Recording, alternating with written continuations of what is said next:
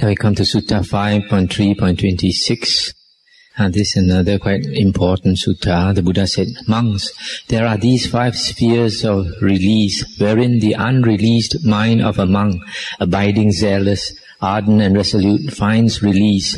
All the asavas, not yet wholly destroyed, come to complete destruction. All the unsurpassed peace from effort, not yet attained, is one." What 5? Monks, take the case when the master or some fellow in the holy life who acts as teacher instructs a monk in Dhamma. While he teaches, that monk partakes of both the spirit and the letter of this Dhamma. From this experience, joy, pamoja, springs up, and from that delight, piti. In such a state, his whole being calms down. When he is calm, ease, sukha, is experienced, and for him who dwells at ease, the mind is concentrated. Monks, this is the first sphere of release, wherein the unreleased mind of a monk, abiding zealous, ardent and resolute, finds release. All the asavas, not yet wholly destroyed, come to complete destruction. All the unsurpassed peace from effort, not yet attained, is one. Again, monks, when the master or some fellow in the holy life does not instruct him in Dhamma, but he himself instructs others in detail, as he has heard it, as he has learnt it by heart. While he thus teaches, he partakes of this Dhamma and experiences joy, delight, calm and ease, wherein his mind is concentrated. Monks, this is the second sphere of release. Or else, he repeats Dhamma as he has heard it, as he has learned it, and while doing so, he partakes of this Dhamma and experiences joy, delight, calm and ease, whereby his mind is concentrated. Monks, this is the third sphere of release.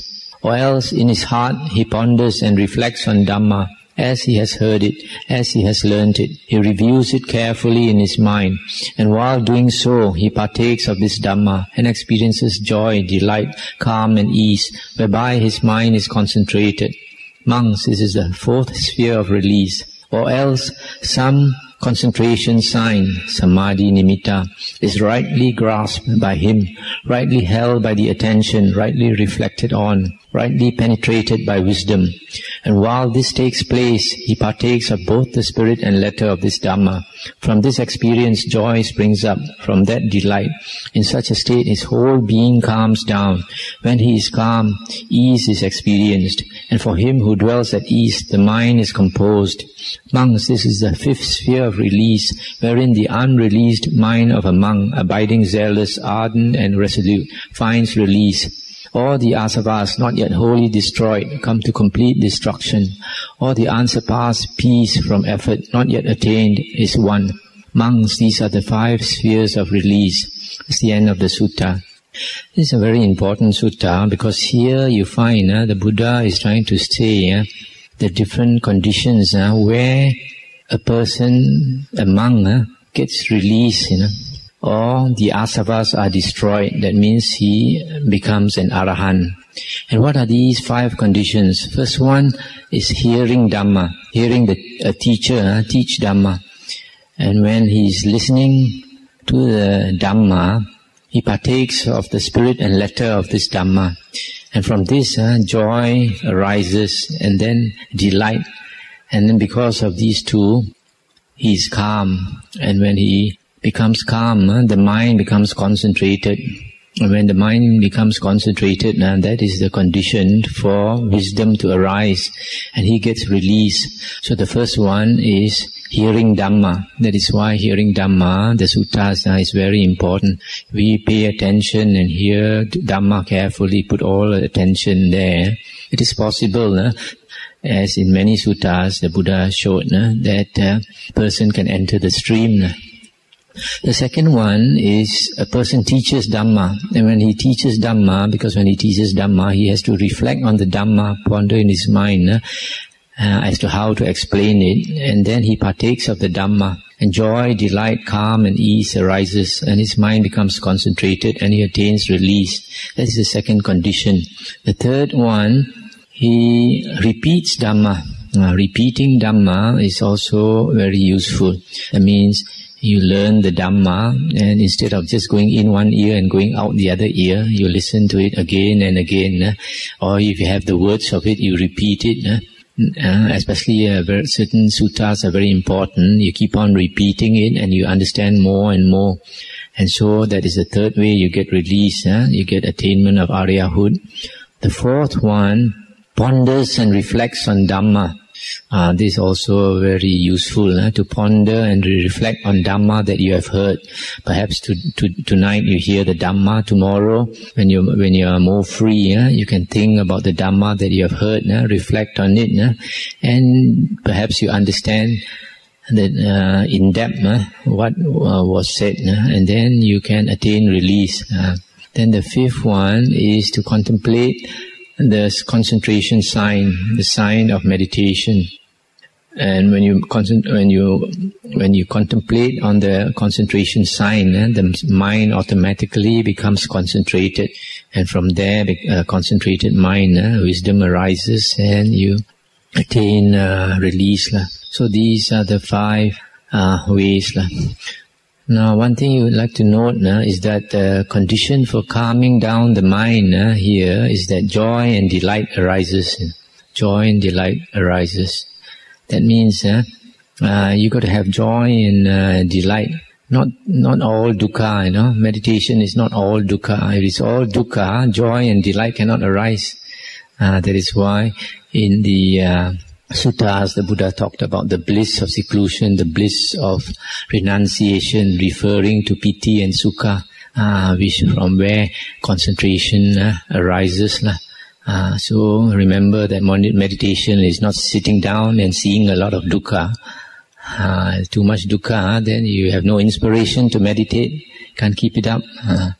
So you got to have this inspiration from the joy and the delight of meditation. And from there you be calmed down and attain concentration, and after that wisdom. So these are the 5 ways of attaining Aryahood. Remember again, first one is listening to Dhamma, second one teaching Dhamma. You can also teach Dhamma to somebody else if you have listened to it often enough from the tapes or from the books. Third one is repeating Dhamma. Repeat the passage of Dhamma again and again. The fourth one is to ponder and reflect on Dhamma. And the fifth one is contemplating the concentration sign. So if you want to attain to Aryahood, remember these 5 ways. Now the next sutta is 5.3.27. The Buddha said, monks, being wise and mindful, become immeasurable concentration. For in those who do, verily in each one of you there shall arise a 5-fold knowledge. What 5-fold knowledge? 1. This concentration is verily a present happiness and a source of happiness for the future. Even in each this knowledge arises. Secondly, this concentration is Aryan, not carnal or of the flesh. Even in each this knowledge arises. Thirdly, this concentration is not the practice of base men or low men. Even in each this knowledge arises. Fourth, this concentration is the peace, the excellent thing, the winning of calm, the attaining of one-pointedness, and the restraint that prevails is not a conscious restraint. Even in each this knowledge arises. And fifth, mindfully I verily enter upon this concentration. Mindfully I verily emerge from this concentration. Even in each this knowledge arises. Monks, being wise and mindful, become immeasurable concentration, for in each there shall arise this 5-fold knowledge. That's the end of the sutta. This is another sutta where the Buddha stresses home the point that concentration is very important. And these are the 5 advantages the Buddha said if you develop immeasurable concentration. Firstly, you attain happiness at the present moment, and it also becomes a source of happiness for you in the future. Why? Because if you remember one of the suttas I mentioned where the Buddha praised the Sangha of monks, he said there are monks in this Sangha who have attained concentration, and because of that, they are likely to be reborn in the Deva plane. By attaining concentration, they have a very good chance of being born into the Deva plane. That is why it is a source of happiness for the future. Secondly, this concentration is Aryan. It is not carnal. This concentration has got to do with the Aryan path. Don't look down on concentration. It is an Aryan. It is a practice of the Aryans. Without concentration, the Buddha said that you can't attain the Aryan path. And the third one, this concentration is not the practice of base men, not the practice of low men. So here again, it is similar to the previous statement that concentration is Aryan. If worldly people cannot attain this type of concentration, and that is because the Buddha said that the jhanas is one of the Uttari Manusa Dhamma. Uttari Manusa means higher than human. A Dhamma which is higher than human. Sometimes we translate this as supernormal attainment. That means ordinary people can't attain it. You have to rise above the worldly level to attain this concentration. And then fourthly, this concentration is the peace, the excellent thing, the winning of calm, the attaining of one-pointedness. And the restraint that prevails is not a conscious restraint. Now, this is a very important statement. The restraint that prevails is not a conscious restraint. What is this referring to? This is probably referring to the restraint of the 5 hindrances. The 5 hindrances. When you attain concentration, the 5 hindrances are automatically restrained, and it is not a conscious restraint. You don't have to make a conscious effort, for example, to curb your anger, because anger is one of the hindrances. Ill will is one of it is the second hindrance out of the 5 hindrances. But when you attain concentration, that restraint is automatic. You don't have to make an effort to be mindful to restrain your anger. It automatically becomes restrained. And the same with sensual desire. You don't have to make a conscious effort to restrain your sensual desire. The mind is so calm. It's not easy to stir a calm mind. So that is why this restraint is not a conscious restraint. And the other hindrances are sloth and torpor, restlessness and worry and doubt. All these are automatically restrained, and it is not a conscious restraint. It comes automatically with concentration. That is why the Buddha always stressed on concentration. And the 5th one also, the Buddha says, mindfully I enter upon this concentration. Mindfully I emerge from this concentration. Concentration, the state of jhana, is always to do with mindfulness. It is a very intense state of mindfulness.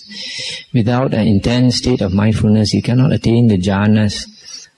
So always remember that. Don't believe that jhana is a state of unmindfulness. It is definitely not a state of mindfulness. Here is very clear. Mindfully I enter upon this concentration. Mindfully I emerge from this concentration. So these are the 5 things. Now the next sutta is 5.3.28. Monks, I will teach you how to become the 5-limbed Aryan right concentration. Listen attentively and pay heed, and I will speak.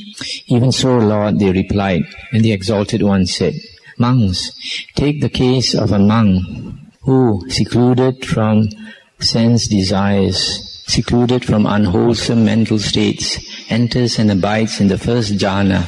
He steeps and drenches and fills and suffuses this body with delight and pleasure, born of seclusion, so that there is not one particle of the body that is not pervaded by this delight and pleasure, born of seclusion. Monks, just as a handy bathman or attendant might strew bath powder in some copper basin and gradually sprinkling water, knead it together so that the ball the bath ball gathered up by the moisture became enveloped in moisture and saturated both in and out, but did not ooze moisture. Even so, a monk steeps, drenches, fills and suffuses this body with delight and pleasure born of seclusion, so that there is not one particle of the body that is not pervaded by this delight and pleasure born of seclusion. Monks, this is firstly how to become the five-limbed Aryan right concentration. Or a monk, stilling applied and sustained thought, enters and abides in the second jhana. He likewise steeps this body with delight and pleasure, etc.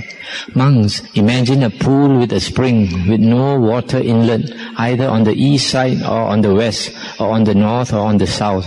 And suppose the Deva supply not proper rains from time to time. Cool waters would still well up from that pool, and that pool would be steeped, drenched, filled and suffused with the cold water, so that every part would be pervaded by the cold water. In just the same way, monks, a monk steeps his body with delight and pleasure. Monks, this is the secondly how to become the five-limbed Aryan right concentration. Again, a monk, free from the fervor of delight, enters and abides in the third jhana. He steeps and drenches and fills and suffuses this body with a pleasure divested of delight, so that there is not one particle of the body that is not pervaded by this pleasure divested of delight. Monks, just as in a pond of blue, white and red water lilies, the plants are born in water, grow in water, come not out of the water, but sunk in the depths, find nourishment, and from tip to root are steeped, drenched, filled and suffused with cold water, so that not a part of them is not pervaded by cold water. Even so, monks, a monk steeps his body with a pleasure divested of delight, etc. Monks, this is thirdly how to become the five-limbed Aryan right concentration. Again, a monk, putting away pleasure, enters and abides in the fourth jhana. Seated, he suffuses his body with brightness by the pureness of his mind, so that there is not one particle of the body that is not pervaded with brightness by the pureness of his mind. Monks, just as a man might sit with his head downwards, covered with a white cloth, so that not a portion of it was not covered with that white cloth, even so a monk sits suffusing his body with brightness. Monks, this is fourthly how to become the five-limbed Aryan right concentration. Again, the contemplation sign is rightly grasped by a monk, rightly held by the attention, rightly reflected upon, rightly penetrated by insight. Monks, just as someone might survey another, standing might survey another sitting, or sitting might survey another lying down, even so the contemplation sign is rightly grasped by the monk, rightly held by the attention, rightly reflected upon, rightly penetrated by insight. Monks, this is fifthly how to become the five-limbed Aryan right concentration. Monks, when a monk has thus become and thus made abundant the five-limbed Aryan concentration, he can bend his mind to realize by higher knowledge whatever condition is so realizable, and become an eyewitness in every case, whatever the range may be. Monk, suppose a water jar brimful of water so that a crow could drink from it was set on a dish. As soon as a strong man rocked it to and fro, would the water spill? Yes, Lord. Even so, monks, when a monk has so become and made abundant the five-limbed Aryan right concentration, he can bend the mind to knowledge, whatever the range may be. Monks, imagine a tank on a level piece of ground, with dikes built up on its four sides, brimful of water so that a crow could drink from it. As soon as a strong man loosened the sides here and there, would the water flow out? Yes, Lord. Even so, monks, when a monk has so become concentration, he can bend the mind to knowledge, whatever the range may be. Monks, suppose a carriage harnessed with thoroughbreds, with goat hanging handy, were to stand on the level, where four main roads meet. As soon as the coachman, a capable trainer and driver of horses, had mounted and grasped the reins in his left hand, and with his right seized the goat, He would drive on or back as and how he pleased. Even so, monks, when a monk has so become and made abundant the 5-limbed Aryan right concentration, he can bend the mind to realize by higher knowledge whatever condition is so realizable and become an eyewitness in every case, whatever the range may be. Should he wish to experience psychic power, to hear deva sounds, to read minds, to call to mind previous dwellings, to see beings faring on according to their deeds, to enter and abide with the asavas destroyed in the emancipation by mind, in the emancipation by wisdom, he becomes an eyewitness in every case, whatever the range may be. That's the end of the sutta. In this case, the Buddha is again stressing the point of jhana, concentration, that by attaining concentration, the jhanas, you can attain the higher knowledges if you want.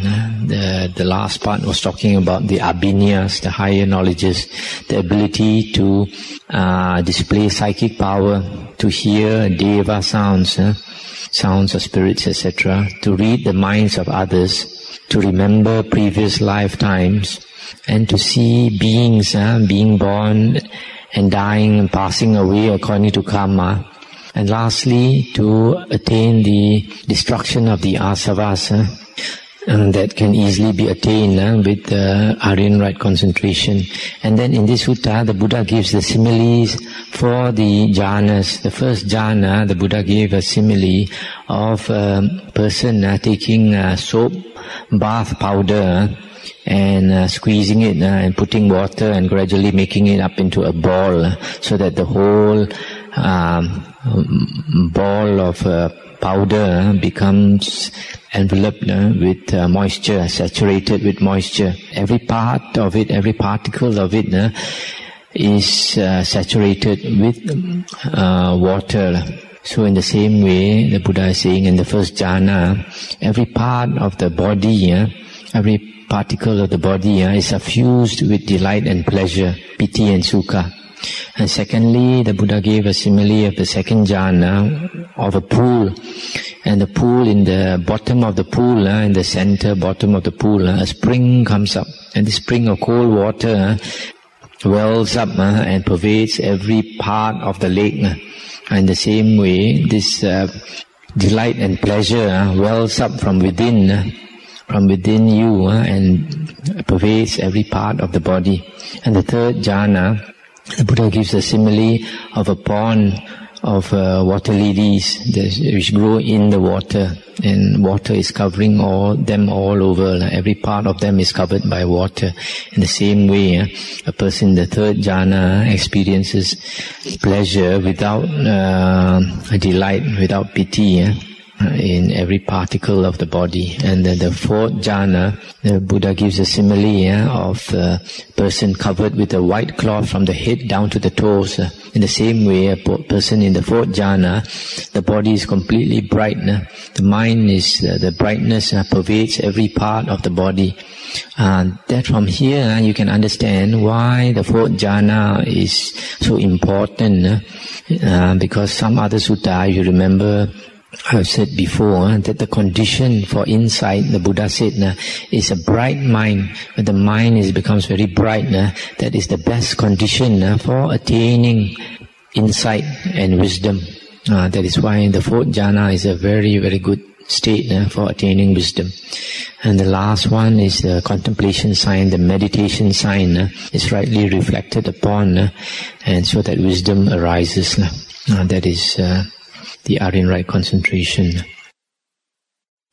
Now he comes to Sutta 5.3.29. The Buddha said, monks, there are these 5 advantages of a meditation walking path, Cankama. It hardens one for traveling. It is good for striving. It is healthy. Its use tends to good digestion after one has eaten and drunk, munched and crunched. And lastly, the concentration won from a meditation walking path lasts long. Monks, these are the 5 advantages of a meditation walking path, the Cankama. So the Buddha said, walking meditation is good. It hardens one for traveling. He becomes fit for traveling. It is good for striving. It's good for striving in the holy life. It is healthy, keeps your body very healthy. You walk and walk. And it's good for digestion after you have eaten, especially after a heavy meal. It's good to walk meditation to help digestion. And then the concentration can last long also. These are the various advantages of walking meditation. Now the next sutta is 5.3.30. Once the Exalted One, with a great company of monks, while wandering for alms among the Kosalis, came to the Brahmin village of Icha Nangala, belonging to them. And there the Exalted One dwelt in the Icha Nangala woodland thicket. Now the Brahmin householders of Icha Nangala heard of this. Mark you, they said, the recluse, Master Gotama, the Sakyan, gone forth from the Sakyan clan, has come to Icha Nangala and dwells in our wood nearby. And of this same Master Gotama, this excellent report goes abroad. He is the Exalted One, Arahant, perfectly enlightened, endowed with knowledge and practice, well gone one, world knower, unsurpassed tamer of tameable men, teacher of devas and men, Buddha, the Exalted One. Having realized higher knowledge himself, he declares it to this world with its devas and maras and brahmas, to this earth with its recluses and brahmins, its devas and men, and he teaches Dhamma, lovely in the beginning, lovely in the middle, and lovely in the end. And he sets forth the holy life, utterly pure and perfect, both in spirit and letter. Well, indeed, is it to see such arahants. And when the night was over, they went to the wood, taking with them a great deal of hard and soft food, and stood outside the entrance, making a great din and uproar. Now at that time the Venerable Nagita was the Exalted One's personal attendant. Then the Exalted One called to the Venerable Nagita and said, "Who are these, Nagita, that make this great din and uproar? Like fishermen, I think, with a great haul of fish. These men, Lord, are the Brahmin householders of Icha Nangala who wait outside the gateway. They have brought much hard and soft food for the Exalted One and for the Sangha." And the Buddha said, "I have nothing to do with homage, Nagita, nor has homage anything to do with me. Whosoever cannot obtain at will, easily and without difficulty, this happiness of renunciation, this happiness of seclusion, this happiness of calm, this happiness of enlightenment, which I can obtain at will, easily and without difficulty, let him enjoy that dung-like happiness, that sluggish happiness, that happiness gotten of gains, favors and flattery. Lord, let the Exalted One accept their offerings. Let the well-gone one accept. Now, Lord, is the time for the Blessed One to accept.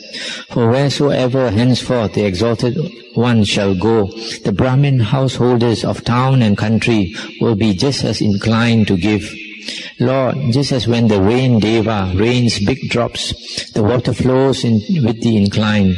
Even so, Lord, wheresoever the Exalted One shall henceforth go, the Brahmin householders of town and country will be inclined. And why, Lord? It is because of the virtue and wisdom of the Exalted One." And the Buddha said again, "Nagita, I have nothing to do with homage, nor has homage anything to do with me. Whosoever cannot obtain at will, easily and without difficulty, this happiness of renunciation, this happiness of seclusion, this happiness of calm, this happiness of enlightenment, which I can obtain at will, easily and without difficulty, let him enjoy that dung-like happiness, that sluggish happiness, that happiness gotten of gains, favors and flattery. Verily, Nagita, whosoever eats, drinks, munches and crunches must answer the calls of nature. Such is the issue of it. Whosoever loves, to him change and separation must come. Grief, lamentation, suffering, sorrow and despair. Such is the issue of it. Whosoever is bent on applying himself to the sign of the unattractive, in him disgust for the sign of the attractive is established. Such is the issue of it. Whosoever abides, seeing impermanence in the 6 spheres of contact, in him disgust for contact is established. Such is the issue of it. Verily, Nagita, whosoever abides, seeing the rise and fall in the 5-fold aggregates of attachment, in him disgust for attachment is established. Such is the issue of it. That's the end of the sutta.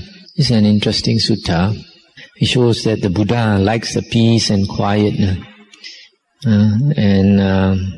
he doesn't like noisy people around him. That's why early in the morning, when all these Brahmins came with a lot of offerings, because they made so much noise, the Buddha said they are just like fishermen and refused to accept their offerings. And this Nagita, his attendant, was trying to persuade the Buddha to accept the offerings, so that later, wherever they go, people also will give a lot of offerings. But the Buddha wasn't happy to accept. And the Buddha said, I've got nothing to do with that kind of happiness. The Buddha said, his kind of happiness is the happiness of renunciation, the happiness of seclusion, the happiness of calm, the happiness of enlightenment. And this refers to the jhanas. The jhanas are the happiness of renunciation, the happiness of seclusion, the happiness of enlightenment even. So the Buddha is more concerned with getting this happiness that surpasses the world rather than worldly happiness. So you see, sometimes the Buddha can refuse to accept offerings if it is not conducive to the holy life, as in this case. He would prefer that they allow him to practice in seclusion and give him more privacy, and he's willing to accept less offerings. And then the last part of it, the Buddha gave some interesting teaching. The Buddha says that whosoever loves, to him or her, change and separation must come. Grief, lamentation, suffering, sorrow and despair. Most of us, we like to love somebody, but when you love somebody, you have to pay for it, because change and separation must come. What is this change? This change refers to that you love somebody, but after some time, somebody might not love you, or fall out of love with you, and then you get a heartbreak. Or separation comes. For example, you love your child, maybe your child passes away, and you get a lot of grief. So, if you have love, grief, lamentation, suffering, sorrow and despair will come. And then if you practice the sign, the asubha, the sign of the unattractive, to see the loathsomeness of the body, then you will have disgust for the sign of the attractive. That means the sign of beauty loses the appeal to you if you constantly see the unattractiveness of the body, the loathsomeness of the body. And then if you constantly try to see impermanence in the 6 spheres of contact, that means in the 6 sense doors, seeing, hearing, smelling, taste, touch and thinking, if you constantly see impermanence and on constant change in the 6 sense doors, then disgust for contact is established. And when you have disgust for contact, you go into the mind, you go into the inner self, you try to cut off the outer world. That is the going back into the inner self is the way to go back to peace, to Nibbana, because the state of Nibbana is separate from the world. The world is the Buddha in the First Noble Truth. The Buddha said all existence is suffering. That's why we have to run away from existence. And then if we constantly see the arising and decay of the 5 aggregates of attachment, that means the 5 aggregates, pancha, khandha. First one is body, feeling, perception, volition and consciousness. These 5 things is very important to see how they change. Then if you can see how they constantly change, and then slowly you let go of the associating the self with these 5 things.